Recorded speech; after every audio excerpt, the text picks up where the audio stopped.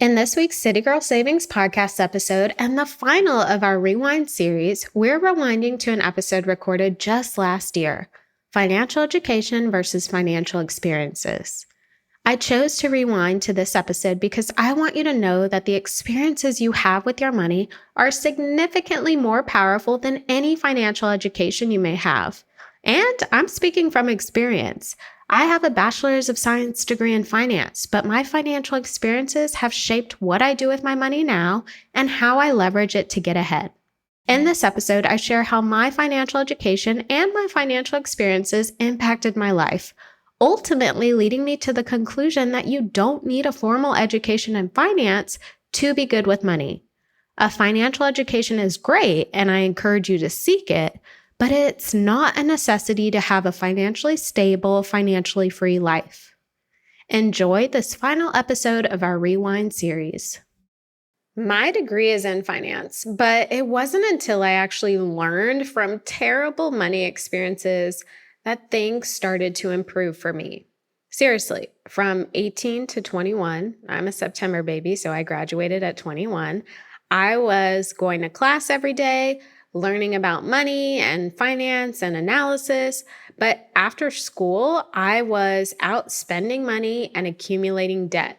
I was not implementing a drop of what I'd learned in school. And in hindsight, I've realized that the reason for that is because there is so much more to money than knowing what to do with it. Our thoughts, experiences, influences, and society all play a role.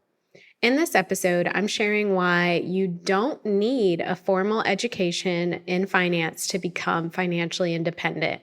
I'm also sharing how financial experiences can mold a life of financial security. Hey there, I'm Rhea Reeves, and over a decade ago, I turned my life around through budgeting.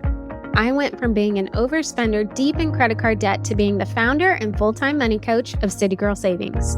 Now, I help women work towards their dream life and tap into their financial power one budget at a time. I fully believe you can live a life you love with a budget, and I'm living proof.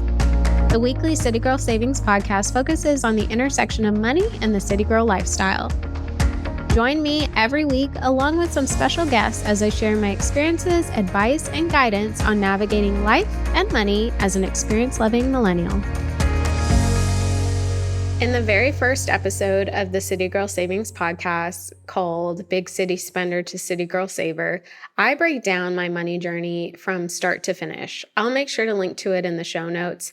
I won't go into too much detail here because that episode really lays everything out, but I do just want to give you a high-level overview of my experience and education with money before college, so you can understand just where I'm coming from, the most important points you need to know. And again, if you want to hear more in-depth information about my money journey, definitely check out episode 1. But growing up, my brother and I always had what we needed. So my mom had me when she was 35 and she was already established in her career.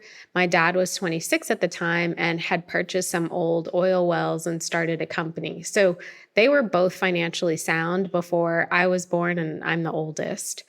We meaning my brother and I, even my parents, we never experienced a lack of food, a lack of clothing, or a lack of shelter. And in fact, my brother and I were probably considered spoiled. We didn't get everything we wanted. We were definitely told no, but we were always taken care of on birthdays and Christmas. And although that was our situation, and I admit that we were definitely blessed because that is not the reality for everyone.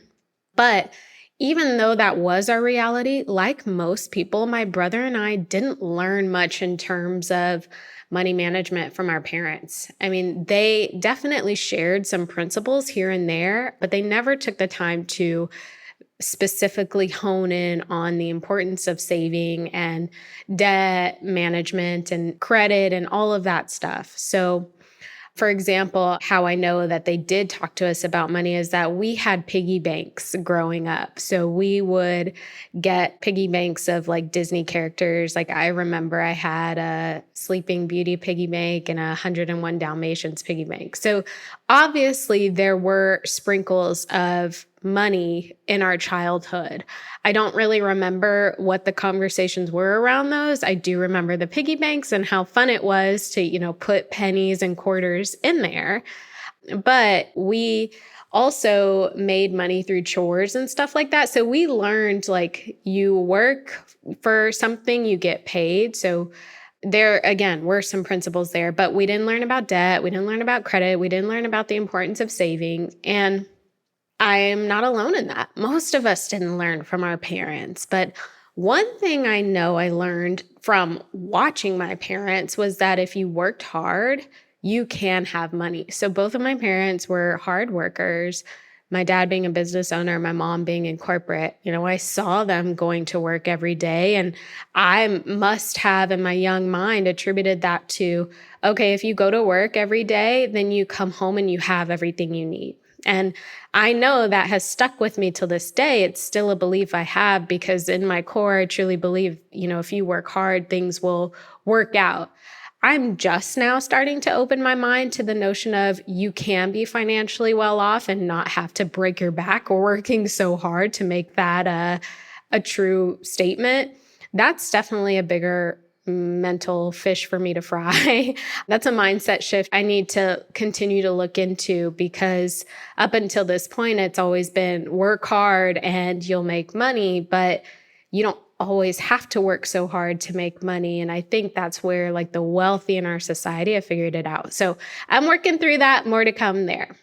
But a few of the other very specific financial experiences I had before I turned 18 over financial education. So these experiences shaped how I attributed my decisions with money. So I had the experience of paying for my own car before I turned 18. In the last podcast episode, I shared how, the car that I got for my 16th birthday was totaled, and the next car I got, I had to pay for on my own. I literally had to write checks every month to make the car payment. And this was before I turned 18. So I've experienced owning my own car and going through that application process. I'm sure my mom likely co-signed or something like that, but I went through all of that and I remember it. I have experienced working and having a stack of cash to show for it. So I worked in restaurants from the time I was 16 through probably 19. Like my first real job wasn't retail, it was in restaurants. And so you get cash tips. So I would always have a stack of cash and I had it in this leopard animal print little box. Don't ask me why I mentioned that, but I remember that. So that was a vivid experience of, hey, you work and you get money. And then I experienced not being able to buy something because I didn't have the money. So there were plenty of times where I would ask my parents for something and they would say no, or they would say, wait until you save up enough money to buy it. So those situations definitely played in my head before I turned 18. But when I got to college, all bets were off. I think before college, I had experienced a lot of telling yourself no, or hey, if you don't have the money, don't buy it, or hey, you got to pay your bills on time. I learned a lot of good things through my financial experiences before college, but when I got to college, it all went downhill. I wasn't given money for college, so whatever I had earned was what I had to spend until I got credit cards. And the first credit card I got, I was 18, and when you have a credit card, especially being so young and being at a place mentally where you have this thought process of if you don't have the money, don't spend the money. Well, when you have credit, you technically have the money. I mean, you really don't. You're being loaned the money, but you don't understand that concept, or at least I didn't. Nobody explained that to me. So when I got my credit card, that was an extra, it was a $300 limit. That was an extra $300 I had to spend. And you get one credit card and you bank your payments, then you get approved for another one, or you get a higher credit limit. And If you don't really know what you're doing, you don't understand the repercussions of using that credit limit, it can get out of hand quickly, and that's what happened to me. Are you loving this episode so far? Well, the money and life level up conversations never end in the City Girl Savings community. Visit citygirlsavings.com for instant access to resources that help you budget, level up your money mindset, and so much more. And make sure you stay up to date with CGS by following us on Instagram, TikTok, and YouTube, all at City Girl Savings. At this point, though, so like from 18 until 21, I was learning about finance because my degree is in finance. I was taking classes about personal finance, financial analysis, corporate finance, accounting, and so much more.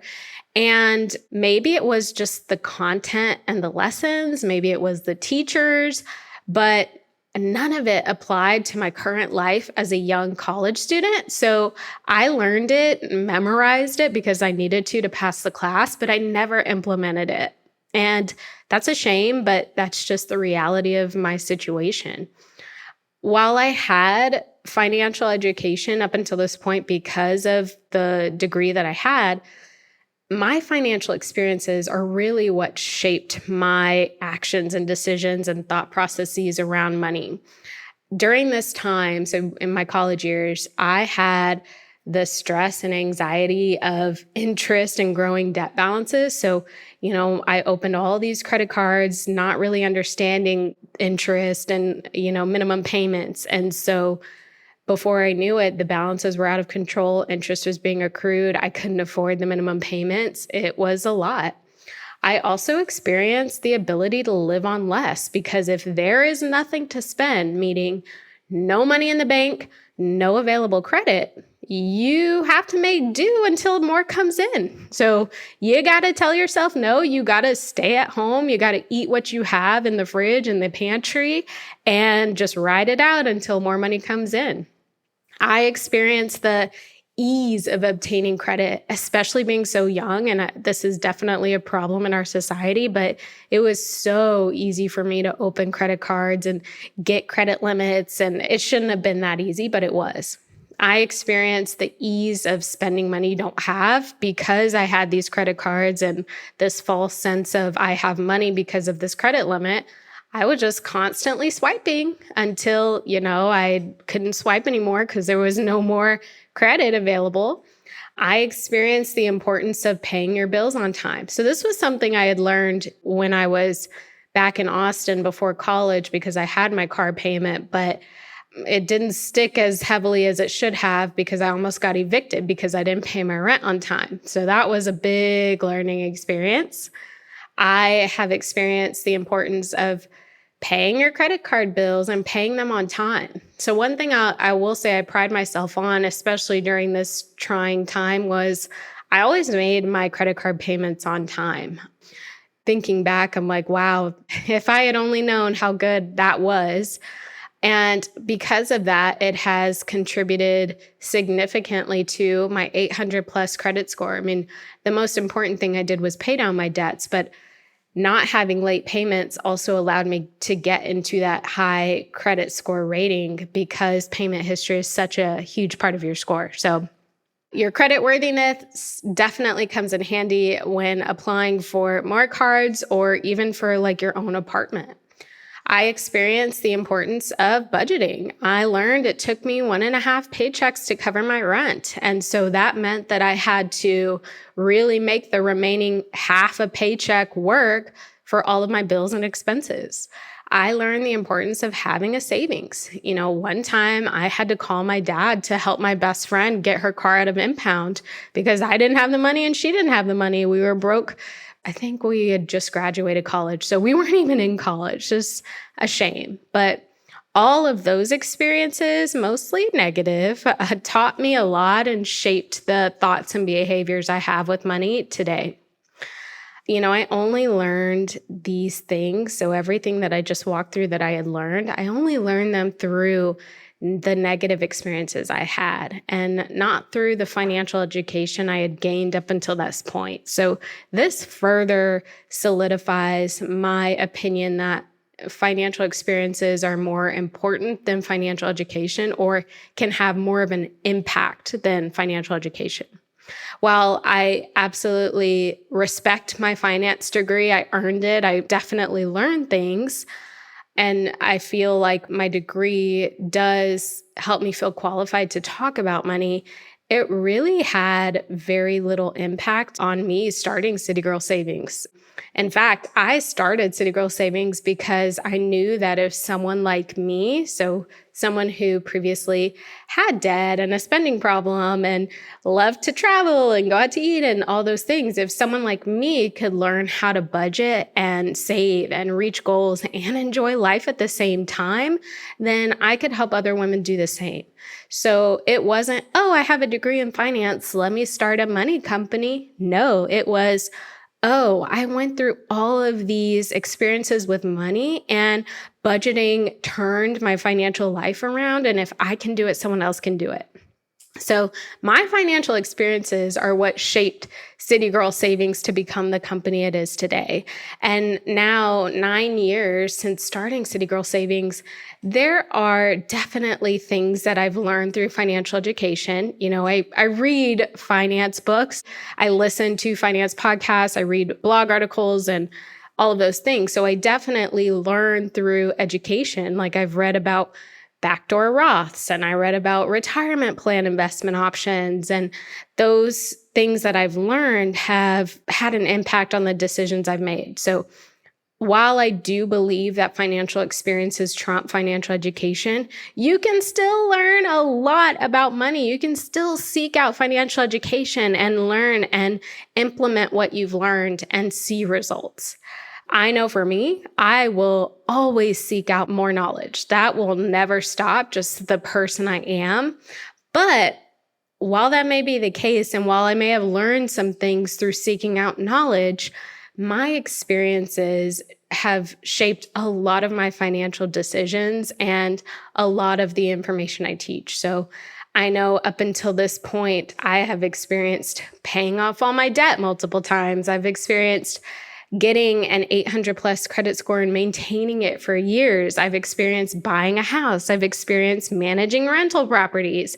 I've experienced successful budgeting. I've experienced compound growth from the stock market. So all of those experiences have shaped my financial foundation, if you will. And all that to say, financial education is great. It's wonderful. I encourage you to seek it, but it's not a necessity to have a financially stable, financially free life.